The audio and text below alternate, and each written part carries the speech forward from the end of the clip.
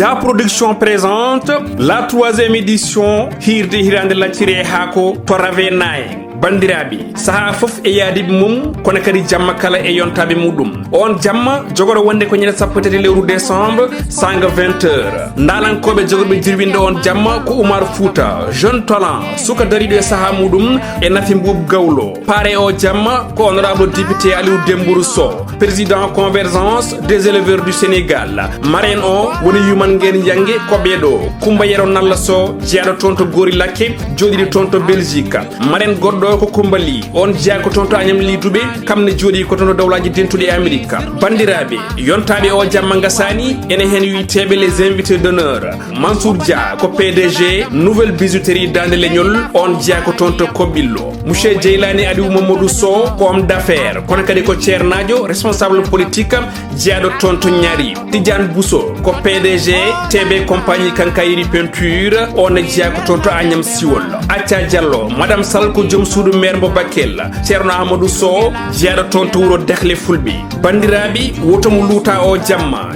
jubbude e lowdi Patam Lamiri programme o koni sifori sanga 20h ko nden hoɓɓe bismete mbaɗe e condition ngaji moƴƴi sanga 20h10 golle ɗe puɗɗo 20h15 ko discours Abou Samba Diop gardiɗo Pidi TV 20h30 ko nden artiste garano fuɗɗoto golle muɗum koye nder hen gadduɗo ngo miijo jamma hirde e hirande laccire ha ko ƴettata konngol woni Sali Dia 21h45 ko conférence e toɓɓere suɓane nde tawi yuɓɓinto on conférence ko Abou Samba Diop e woɗɓe hono makko en ko nden artiste ɗimo kamne toƴƴata dande yimɓeɓe belto koye nder hen ko faɗa ko yettoto woni nden hirande laccire haako entrée unique woni tikke gote on ɗon jamma kujunnaji ɗi mbuuɗu 10 000 francs CFA so tawi cuɓiɗa ko tabal ngaliɓe joyo kujunnaji nogas woni 100 000 francs CFA bandiraɓe wotomo luuta o jamma yontaɓi kono kadi jamma Patam Lam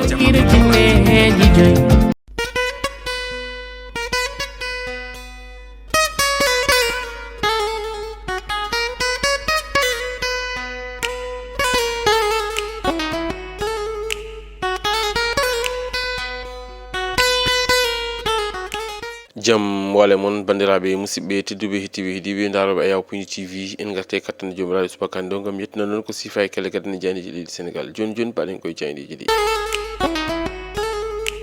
alkamisa sappo e goo lewru décembre hitande ujunnaji 2025 ko sifa e kelle gadane jayde leydi Sénégal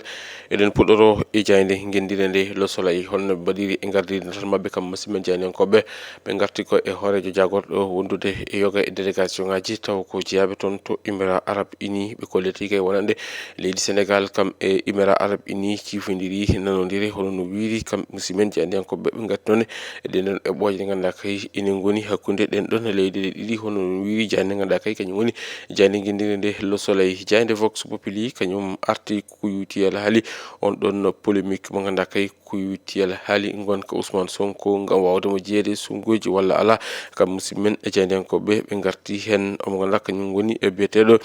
Dak Fall nena hokkire hen avis muɗum kanko noon Dak Fall ko fanniyan ko yuti ala haali ko wiyete ko droit à pénal kanko noon o arti e ko yuti e gonka Ousmane Sonko beele mo waw jeeyede din ɗon sungoji walla ala konngol makko ene tawe e nder jayde ganduɗa kay kañum woni jayde wiyetede jayde Vox Populi ko ɗum ko kam musidɓe jaydenkoɓe Vox Populi ɓe garti ko e Mimi Touré mo ganduɗa kay oɗo saaha joni ene wawi wiide ni wonko joofimo ɗum ko yowiti e alhaali ɓe ganduɗa kañumen goni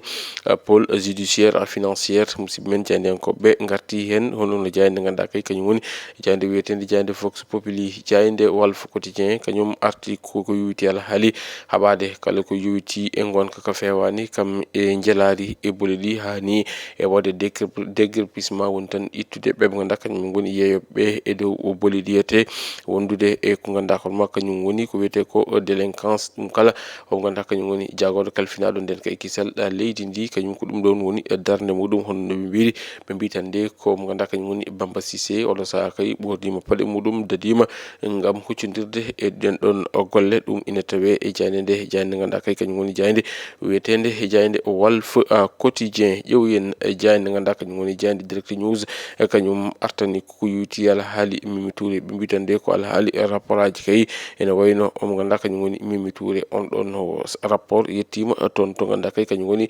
pôle judiciaire financiére ɓe mbitande ko on ɗon contrôle mo ganduɗa kay waɗama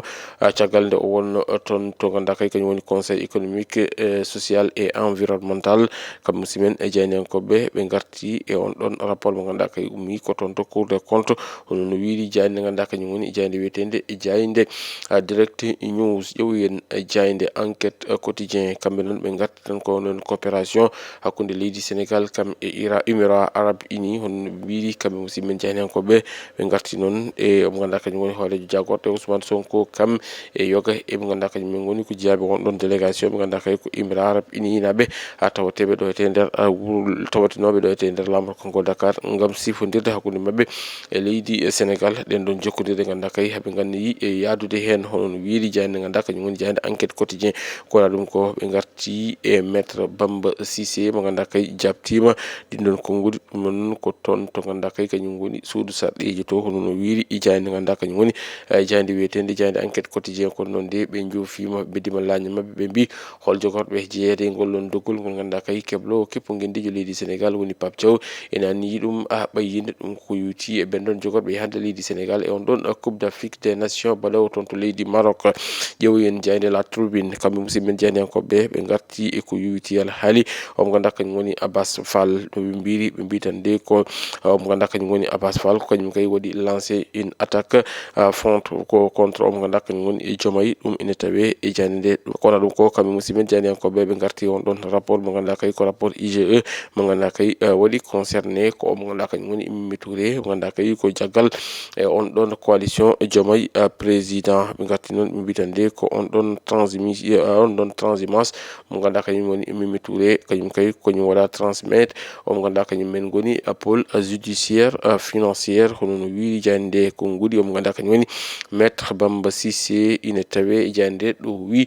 kanko koy omono hollita tigui rigui cehilagal makko hakkude makko e hoorejo jagorɗo Ousmane Sonko ɗum noon ko ngal namdal ngal o jabti toon to suudu sarɗiyeji leydi Sénégal ƴeewoyen jayde L'As Quotidien jaydani L'As Quotidien ko hen arti o witande ko omo ganduɗa kañum woni maître Bamba Cissé kañum kay o waɗi assumé holliti wonande kay cehilagal muɗum hakkude muɗum e Ousmane Sonko hono no wiiri jayde nde ɓe gartine kadi e omo ganduɗa kañum woni Mimi Touré mo ganduɗa kay ko kañum woni Mimi Touré ɓe mbi oɗo saaha joni ene wayno tan de ko yitere wotere woni ko ƴewirte e kanko Mimi Touré hono no wiiri jayde ganduɗa kañum woni jayde L'As Quotidien jayde Les Échos kañum arti koko yowiti alhaali omo ganduɗa ko kañum woni biyeteɗo Tahirou Sarr mo ganduɗa kay ɓe mbi ko enfin woni kay Tahirou Sarr ma hette e oɗo alarba paaɗo hono no wiiri jayde nde hono no waɗirno hay ñalawma hanki o yoga e jaydeji gartuɗi e Farba Ngom mo ganduɗa kay ne jogori hettede e oɗo altine paaɗo ɓe mbi noon oɗo mo ganduɗa kañum woni